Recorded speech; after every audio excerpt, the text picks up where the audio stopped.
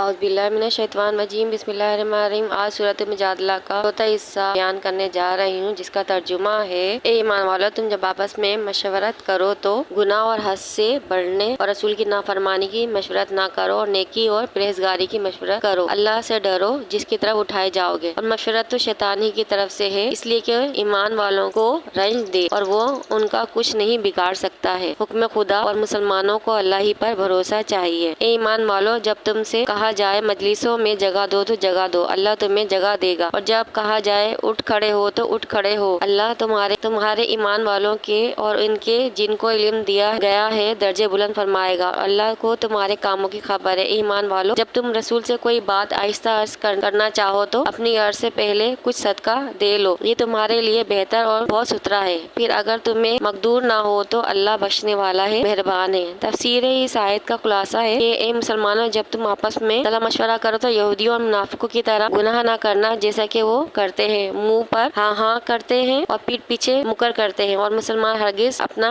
مشیر کسی کافر یہودی کو نہ بنائے، اور شیطان کا کام تو ورگلانا ہی ہے، اور وہ برے مشورے پر ابھارتا ہے کہ یہ کر لو ٹھیک ہے، مگر تم اپنا ہی نقصان اٹھاؤ گے۔ اس آیت کا واقعہ درج ہے۔ صحابہ کرام نبی اکرم صلی اللہ علیہ وسلم کی بہت عزت کرتے تھے۔ ایک روز چند بدری صحابہ کرام رضی اللہ تعالیٰ عنہ ایسے وقت پہنچے جب کہ مجلس شریف بھر چکی تھی۔ انہوں نے حضور اقدس میں سلام عرض کیا، آپ صلی اللہ علیہ وسلم نے اس سلام کا جواب دیا، پھر صحابہ کرام رضی اللہ تعالیٰ عنہ کو سلام عرض کیا جو پہلے وہاں موجود تھے، انہوں نے بھی جواب میں وعلیکم السلام کہا۔ پھر وہ لوگ انتظار میں کھڑے رہے، مگر کسی نے بھی مجلس میں جگہ نہ دی۔ پیارے آقا کو یہ بات پسند نہ آئی تو پھر آپ صلی اللہ علیہ وسلم نے اپنے تھوڑے لوگ جو تشریف فرما تھے ان سے جگہ بنانے کا کہا، تو یہ بات انہیں شاق گزری، یعنی کہ ناگوار گزری کہ ہم اپنی جگہ دوسروں کو کیوں دیں۔ اس پر یہ آیت نازل ہوئی۔ اس لیے حضور اکرم صلی اللہ علیہ وسلم کی اطاعت ہم سب پر لازم ہے، کیونکہ نبی اکرم صلی اللہ علیہ وسلم جو کہہ دیں وہ حق ہے، اور صرف اللہ ہی کی طرف سے ہے۔ مجھے سننے والوں سے گزارش ہے کہ میری ویڈیو کو لائک کریں اور شیئر کریں۔ میں